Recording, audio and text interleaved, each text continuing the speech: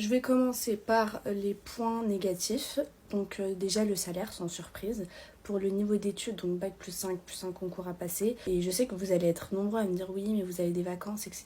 C'est pas vraiment des vacances, c'est du télétravail en fait. Deuxième point négatif, en fait quand on est prof, on a une charge mentale, mais c'est incroyable. C'est vraiment hyper compliqué de couper en fait. Parce que vu qu'on bosse à la maison aussi, voire on bosse plus à la maison. Et moi, c'était devenu quelque chose qui dérangeait mes copines parce qu'elles me disaient mais Irem, tu parles de tes élèves, tu penses à tes élèves tout le temps.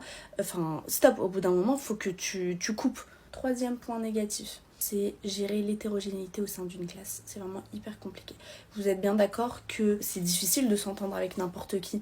Et ben en fait, quand vous êtes prof et que vous avez 30 élèves en face de vous, vous avez qu'un seul coup pour 30 personnalités différentes, 30 êtres humains différents. Et vous êtes tout seul en fait. Donc forcément, votre cours, votre méthode d'enseignement ne peut pas convenir à 30 élèves dans une classe. Le métier d'enseignant, c'est vraiment un métier très physique comparé au métier où vous êtes assis devant un bureau. Vous expliquez le cours, vous assurez que tout le monde écoute, que tout le monde comprenne. En même temps, vous gérez les imprévus, les bavardages. Enfin voilà, vous faites tellement de choses en même temps. Un autre gros point négatif, c'est que toute la journée, vous parlez en fait.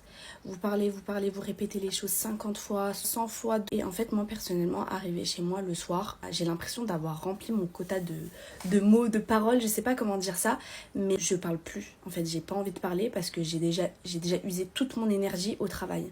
Moi, j'avais une prof d'anglais qui m'avait dit que quand elle avait commencé à enseigner, elle tombait malade à chaque fois pendant les vacances. Je m'étais dit, mais elle exagère, c'est pas possible. Et en fait, il m'est arrivé exactement la même chose. Quand j'avais commencé à enseigner, chaque vacances, je tombais malade. Après, bien entendu, je trouve qu'il y a quand même pas mal de points positifs, selon moi, à exercer ce métier, sinon je l'aurais pas fait. Je pense que je vais faire une deuxième partie où je vous parle des points positifs.